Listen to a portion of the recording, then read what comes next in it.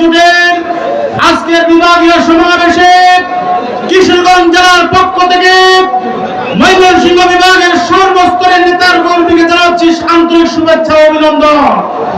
সংগ্রামী উপস্থিতি, সংসদে আমরা শুনতে পেরেছি মাননীয় স্বরাষ্ট্রমন্ত্রী বলেছেন আবেগ দিয়ে আন্দোলন চলে, আবেগ দিয়ে সংসদ চলে না। সম্মানিত উপস্থিতি, আমি বলতে চাই আবেগ ছিল বিদায় 24-এর কোন আন্দোলন হয়েছিল বিদায় ভারত থেকে বাংলাদেশে আসতে পেরেছিলেন।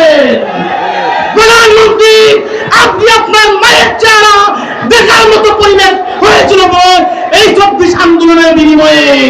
মা জায়গা করতে পেরেছিলেন 24-এর আবেগের বিনিময়ে। সুতরাং বাংলাদেশে 70% গণমুখী ভূমির মাধ্যমে সংস্কার করে সংসদে জনগণের রায় বাস্তবায়ন করার পর্যন্ত আমরা রাজপথ থেকে কোন অবস্থায় গড়ে নিয়ে যাবো ইনশাআল্লাহ। আগামীর বাংলাদেশ হবে ইসলামের বাংলাদেশ, আগামীর বাংলাদেশ হবে খেলাফতের বাংলাদেশ, আগামীর বাংলাদেশ হবে আল্লামা মাহবুবুল হকের বাংলাদেশ। সংগ্রামী